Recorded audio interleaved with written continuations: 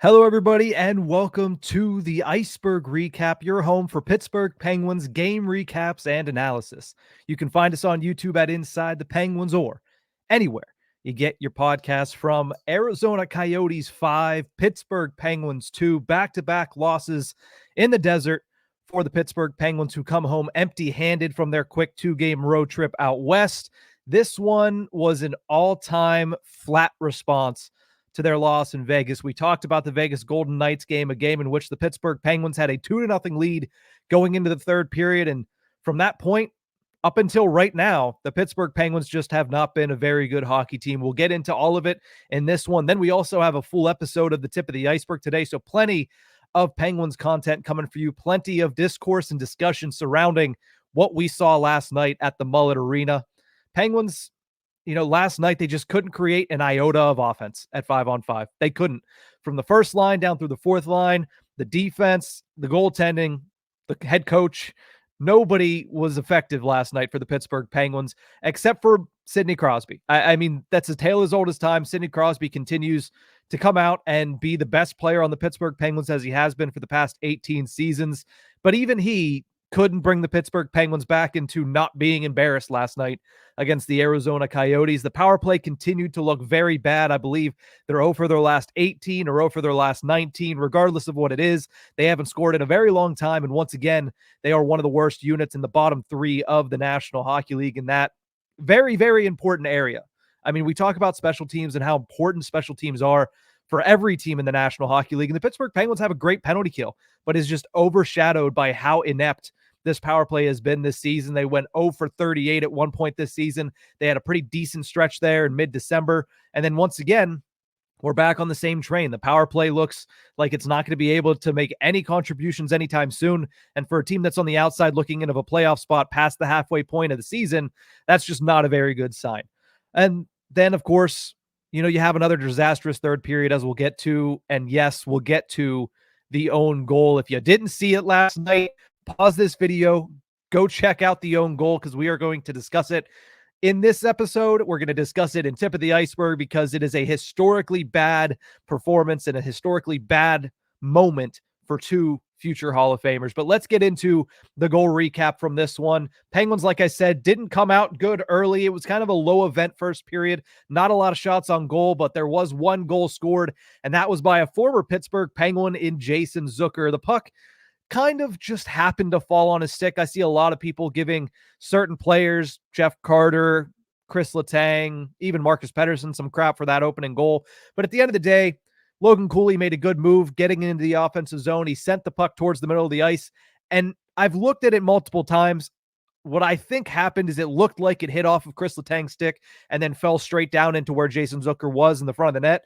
Yes, you'd like to have somebody covering him. Yes, you'd like Chris Letang to not allow that pass to go through. But at the end of the day, it was a nice pass there by Logan Cooley. He gets his 17th assist of the season on Jason Zucker's 7th goal of the season. And the Pittsburgh Penguins didn't really have much pushback in the first period, and that's where things stood at the end of one frame, 1-0 in favor of Arizona. Second period begins. Penguins look like they have their legs a little bit more than they did in the first period. Lars Eller comes in on a rush after a beautiful job by P.O. Joseph to get into the zone and really attack the net front. He drops it off to Lars Eller. Eller gets into the middle of the ice. It hits about 3 or 4 different players before it goes into the back of the net, but they don't ask how. They ask how many. The Pittsburgh Penguins tied things up at 1 on Lars Eller's 8th goal of the season. P.O. Joseph with the lone assist, his 3rd of the season. Just a little bit later, the Pittsburgh Penguins have a defensive zone breakdown. Stop me if you've heard that before. And they leave Juuso Valimaki wide open, right in the rail, right in the heart of the zone, right in front of Tristan Jarry, and he does not miss from there. His first goal of the season to put Arizona back up by a score of 2-1. Clayton Keller was the one that gave him the really nice feed, his 23rd assist of the season. And Matias Michelli, somebody who maybe I should be paying more attention to, gets his 24th assist of the season. He was pretty good in this one, making some pretty sneaky moves, some sneaky passes, and keeping the Arizona Coyotes on top. A little bit later in the second period, Penguins on the power play. They do not score on the man advantage, but just as the penalty expires, Erik Karlsson sends down a hard pass to Sidney Crosby, who is wide of the net, but he does the Sidney Crosby thing, and he just chips it in from basically the face-off dot, but down close towards the goal line. A beautiful goal for Sidney Crosby. His continuance of dominance of this National Hockey League is incredible. He now has 27 goals on the season. He tied things up at 2 there. Erik Karlsson extends his point streak to 9 games, and Evgeny Malkin picks up a secondary assist as well, his 23rd assist of the season. And with that, at that point, the Pittsburgh Penguins, they tie things up at 2. You think, okay, this is where they go. Sidney Crosby's brought them back onto the ice. He's brought them back even.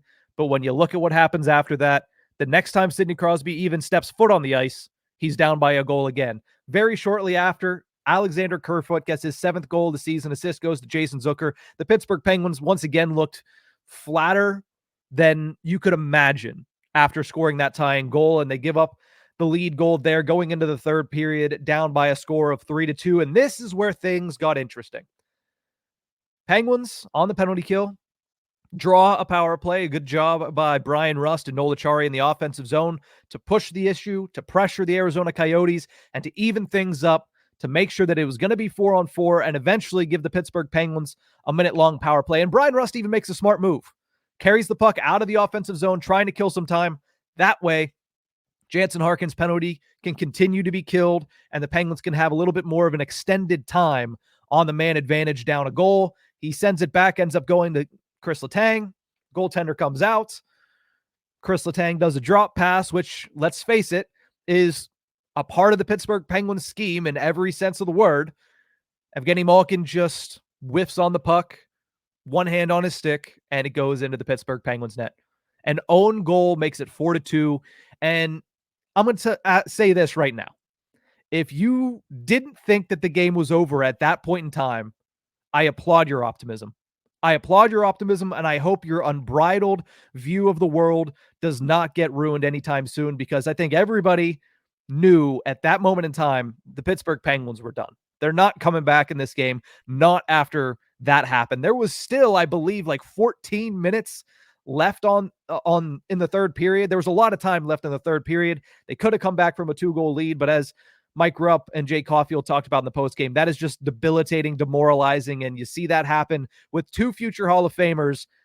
It's really hard to come back from. Penguins aren't able to do it. There's a defensive zone breakdown a couple minutes later. Nick Bjugstad, another former Pittsburgh Penguin, pots his 10th goal of the season on a bad play by Erik Karlsson to jump up in the play, and then Riot and Graves not able to stop the pass, and Bjugstad just beats Tristan Jarry for his 10th of the season. Liam O'Brien and Jack McBain pick up the assist, and that is where things stood at 0-0s, back-to-back losses in the desert for the Pittsburgh Penguins. Like I mentioned, this one by a final score of 5-2.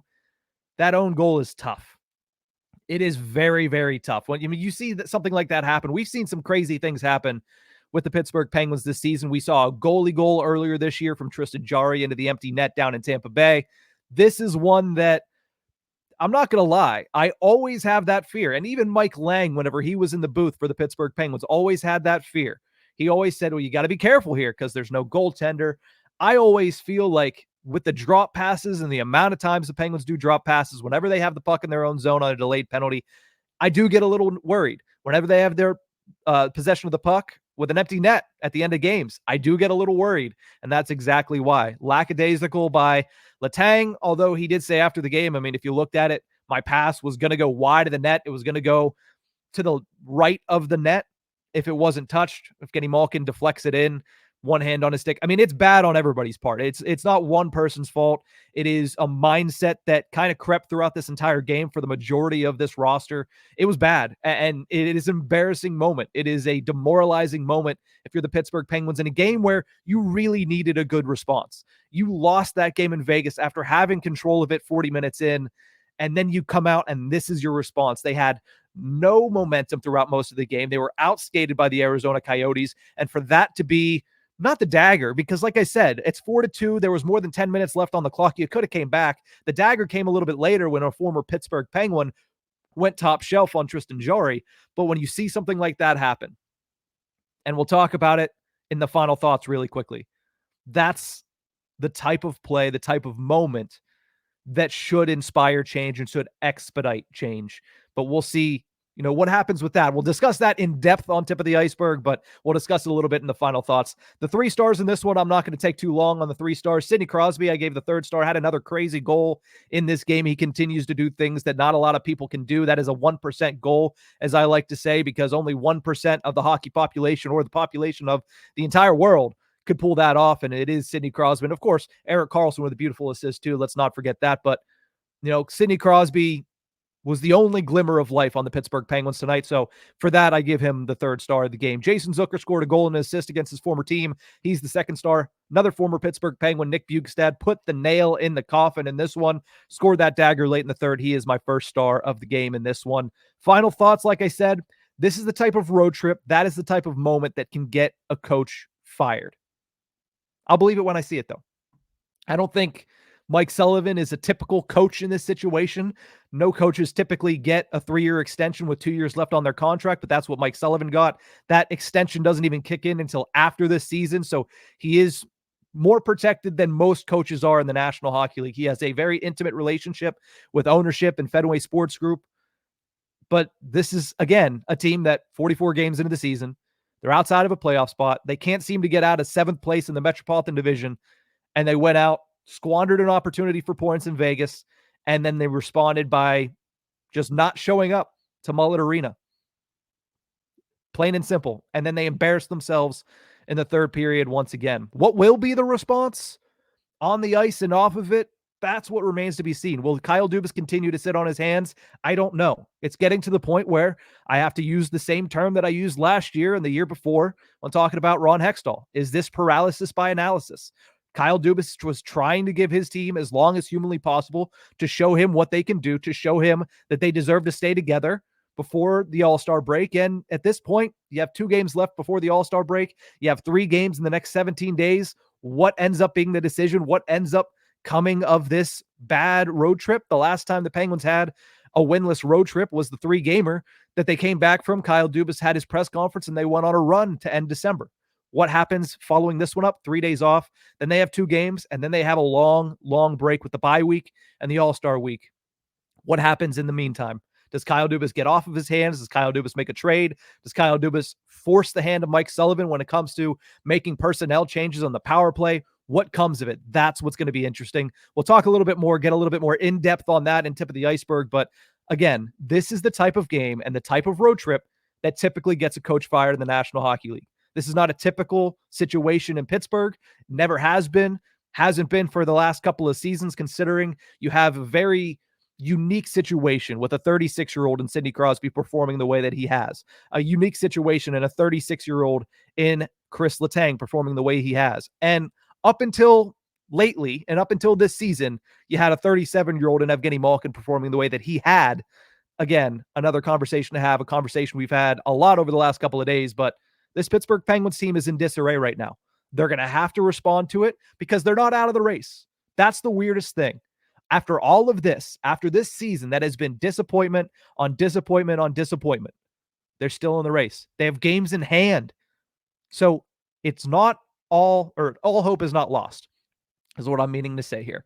But at the end of the day, when you look at what happened last night, that hope is getting smaller and smaller, and the opportunity is shrinking by the day and by the game. Up next for the Pittsburgh Penguins, they're staring down another 3-day break. Like I mentioned, not a lot of hockey to be played here in late January, early February. Once they return to action, they will be greeted by the Florida Panthers back at PPG Paints Arena. Not the opponent that you want to see across from you when you're struggling, but we'll see what they're able to do against the Panthers. They performed pretty well against them in early December. They did come away with the loss 3-1 in that one with an empty net goal. So they couldn't answer Sergei Bobrovsky. They couldn't solve Sergei Bobrovsky. We'll see who they face on Friday in net, but it's going to be the Florida Panthers. It's going to be a tough task. We'll see how the Pittsburgh Penguins respond, hopefully better than they responded at Mullet Arena. That's going to do it for this episode of the Ice-Burgh Recap. Thank you guys so much for tuning in. And remember, you can find us on YouTube at Inside the Penguins or anywhere you get your podcast from searching Tip of the Iceberg. We'll be back in literally 2 hours with a full hour-long episode of the Tip of the Iceberg. We'll continue to talk about last night, the own goal, where the Penguins stand, what Kyle Dubas can do, and a little bit about Erik Karlsson and Evgeny Malkin, because that just isn't meshing right now. We'll discuss it all here a little bit later today. But make sure you subscribe, you like, you do all that fun stuff on YouTube and anywhere you get your podcast from. We'll see you guys next time.